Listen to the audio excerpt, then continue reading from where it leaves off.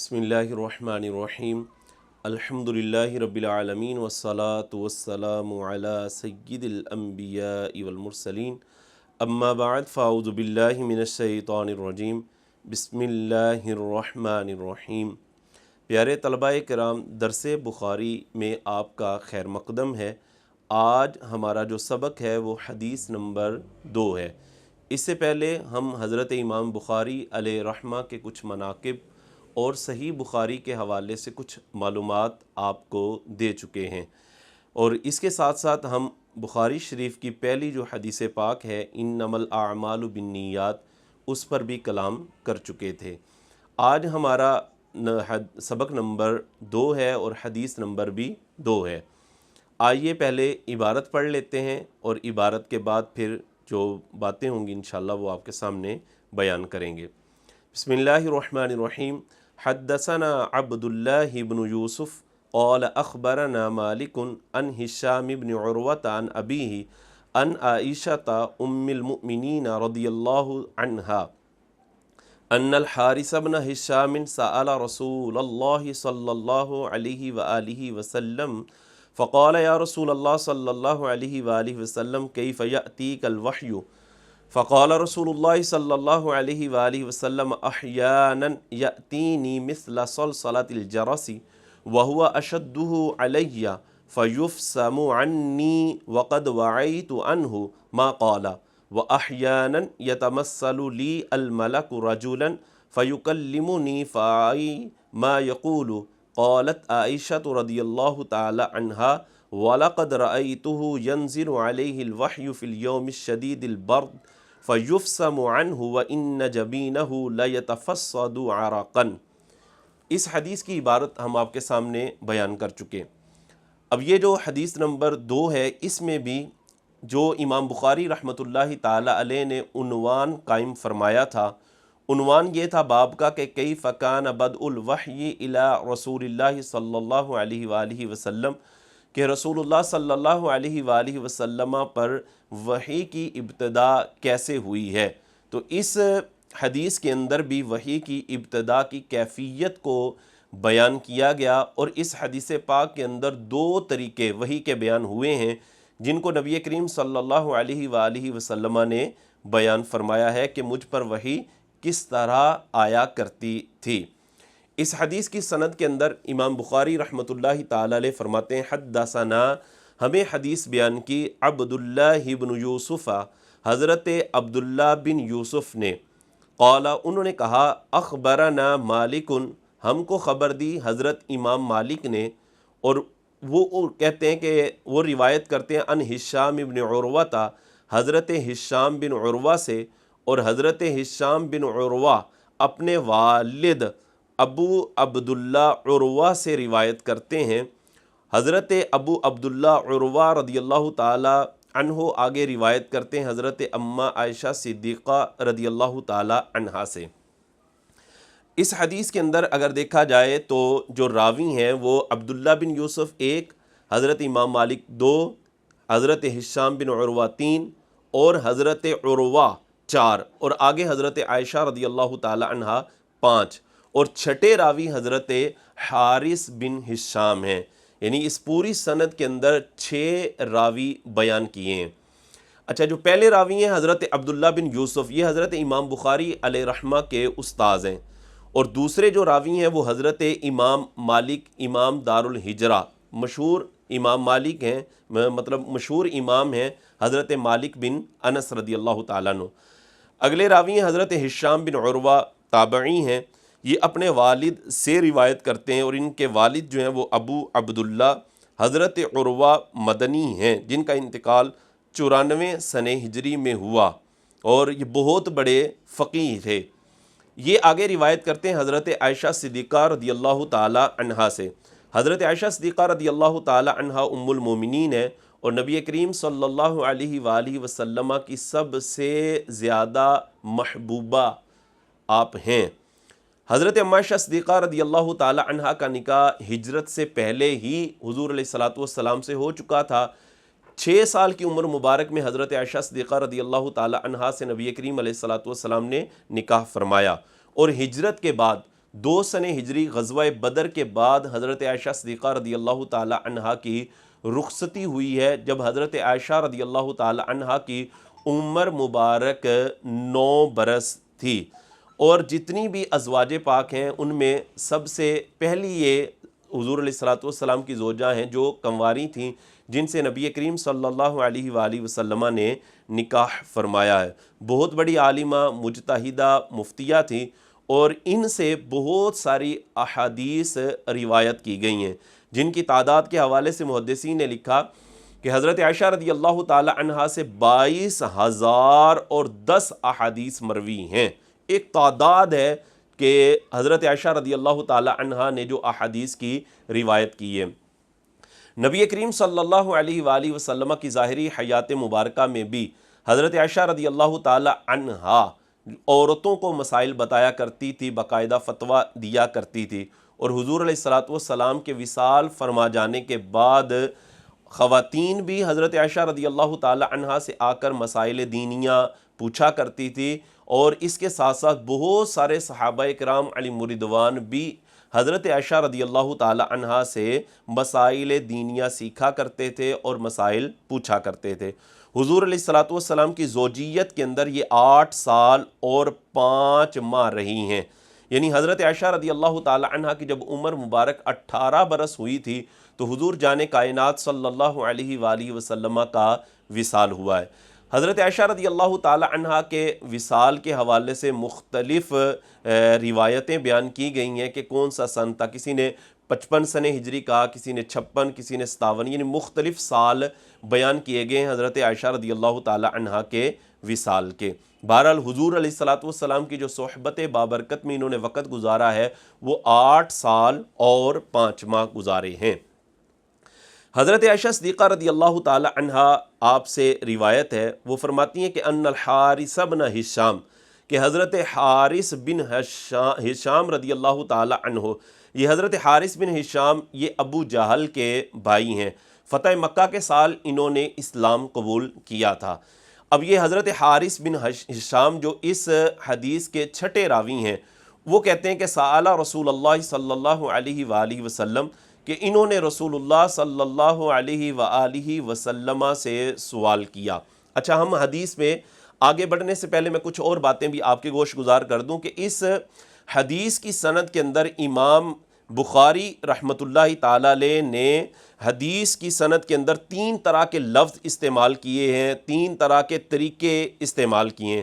پہلا اگر دیکھا جائے لفظ انہوں نے استعمال کیا ہے حدثنا، ہمیں حدیث بیان کی عبداللہ بن یوسف نے۔ آگے جا کر امام بخاری کہتے ہیں اخبارنا، ہمیں خبر دی، کنہوں نے؟ حضرت امام مالک علیہ رحمان نے۔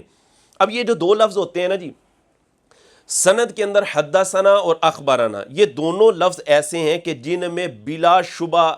سما جو ہے وہ ثابت ہوتا ہے، یعنی اس میں کیا ہوتا ہے، راوی کا اپنے شیخ سے سما بالکل ثابت ہوتا ہے اور اس میں کوئی شک اور شبہ نہیں ہوتا۔ لیکن جو آگے لفظ امام بخاری نے روایت کیا نا کہ اخبرنا مالکن کے بعد ان ہشام ابن عروہ، ان والا جو لفظ ہے اس کے اندر سما کے حوالے سے شک اور شبہ پایا جاتا ہے کہ آیا راوی کا اپنے شیخ سے سما ثابت ہے، سننا ثابت ہے یا نہیں ہے۔ اسی حوالے سے جو محدثین ہیں، اصول حدیث کے جو ماہرین ہیں، انہوں نے اس چیز کو بیان کیا کہ جو روایت معنعن ہوتی ہے، یعنی ان کے ساتھ جو روایت بیان کی جاتی ہے اس میں چونکہ سما کے حوالے سے شک اور شبہ پایا جاتا ہے، لیکن اگر کوئی ایسا راوی ہے کہ جو مدلس نہیں ہے، تدلیس نہیں کرتا، تو ایسے راوی کی معنعن یعنی ان کے ساتھ جو روایت ہوتی ہے وہ قابل قبول ہوتی ہے، اس کو قبول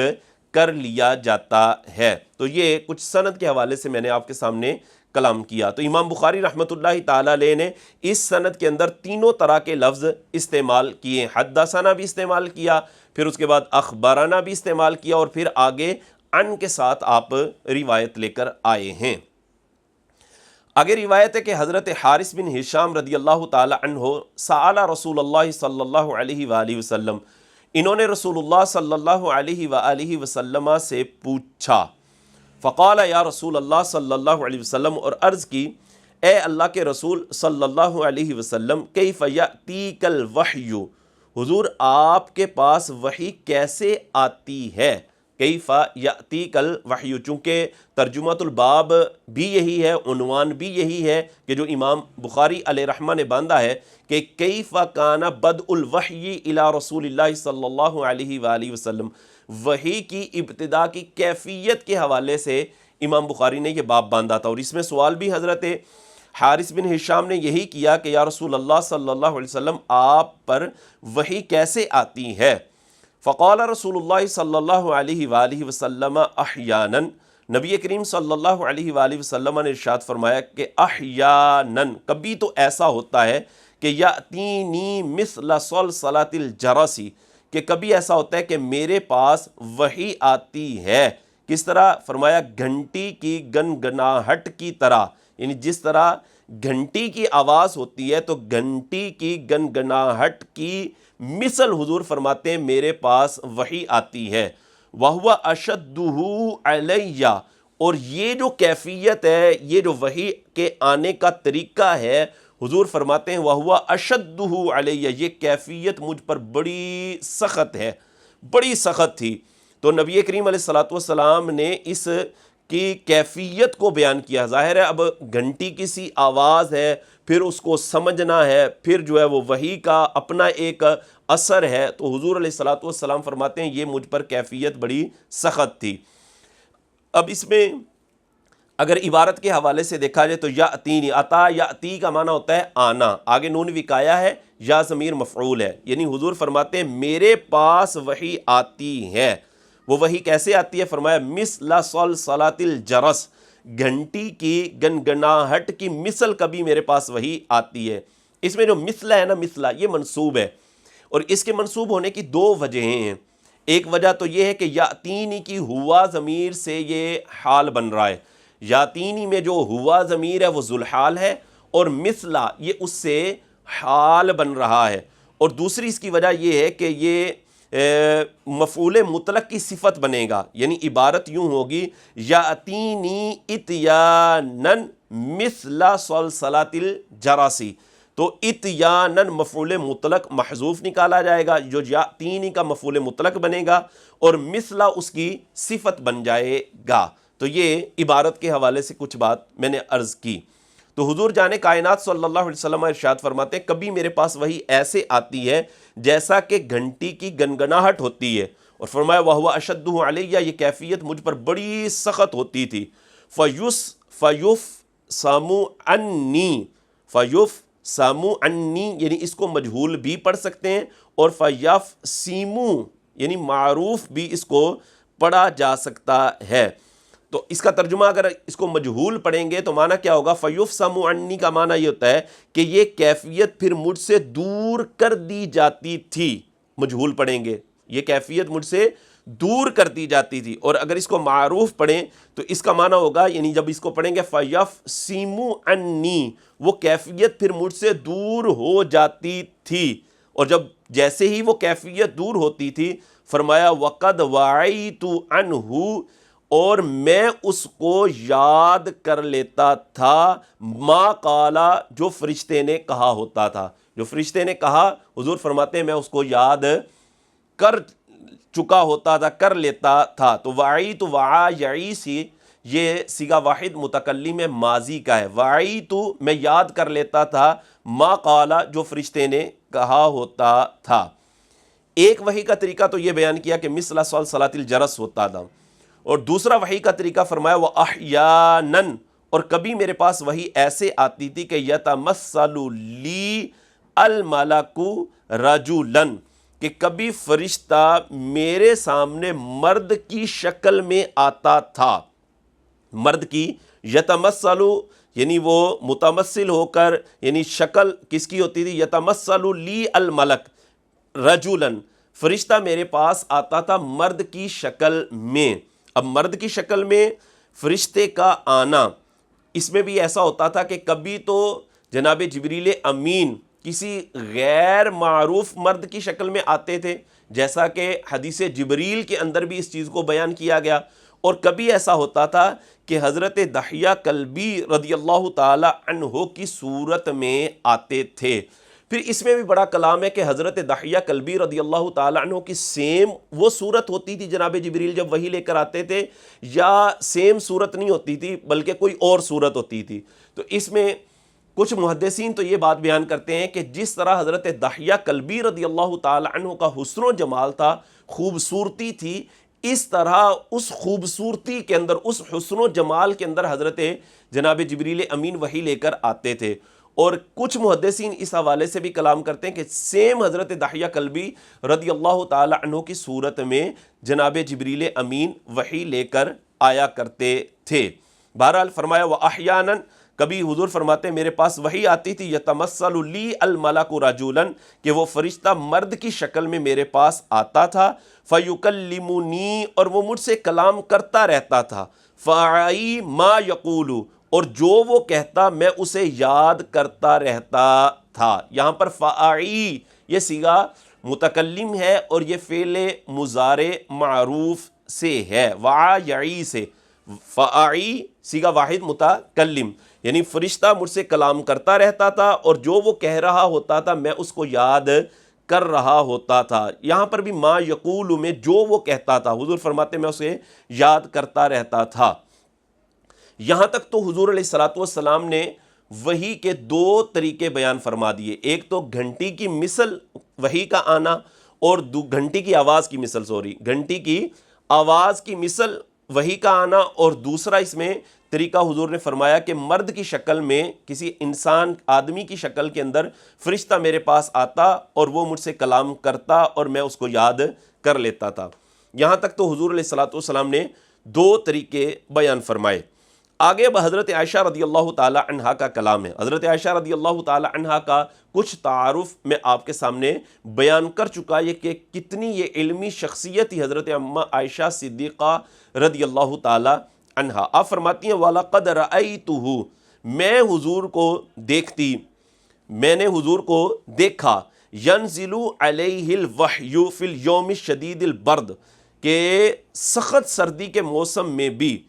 جب حضور علیہ الصلوۃ والسلام پر وحی آتی تو اس میں کیفیت کیا ہوتی تھی؟ حضرت عائشہ فرماتی ہیں وَلَقَدْ رَأَيْتُهُ، میں نے حضور کو دیکھا، يَنزِلُ عَلَيْهِ الْوَحْيُ، کہ حضور علیہ الصلوۃ والسلام پر وحی نازل ہوتی، فی الیوم شدید البرد، سخت سردی کے دن میں، یعنی سخت ٹھنڈ پڑ رہی ہوتی تھی اس دن بھی جب حضور علیہ الصلوۃ والسلام پر وحی نازل ہوتی تو کیا ہوتا؟ فرمایا فَيُفْصَمُ عَنْهُ، اس میں بھی وہ دونوں اعراب ہیں، مجہول بھی پڑھا جا سکتا ہے جیسے کہ میں نے پڑھا، اور اس کو معروف بھی پڑھ سکتے ہیں، فَيَفْصِمُ عَنْهُ، یعنی جیسے ہی وہ وحی کی کیفیت حضور سے دور کر دی جاتی یا وہ وحی کی کیفیت دور ہو جاتی تو پھر کیا ہوتا؟ فرماتی ہیں وَإِنَّ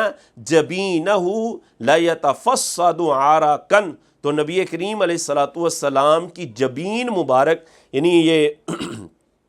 پیشانی مبارک جو ہے لا یتفصد عرقا، پسینہ بہاتی تھی، یعنی حضور صلی اللہ علیہ وآلہ وسلم سخت سردی میں بھی جب آپ پر وحی آتی تو آپ کے ماتھے مبارکہ پر، پیشانی مبارکہ پر پسینہ آ جاتا تھا۔ سخت سردی میں پسینہ آنا مطلب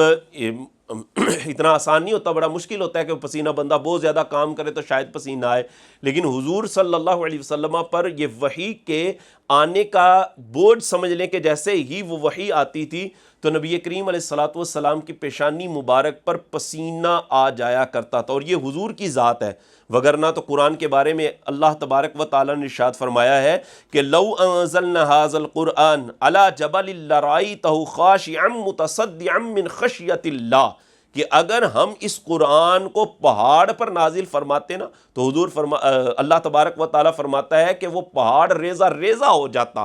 صرف قرآن کے نازل ہونے کی وجہ سے۔ لیکن یہ حضور کی ذات ہے کہ آپ صلی اللہ علیہ وآلہ وسلم پر قرآن نازل ہوتا تھا تو صرف حضور علیہ الصلوۃ والسلام کی پیشانی مبارک پر سخت سردی میں پسینہ آ جایا کرتا تھا۔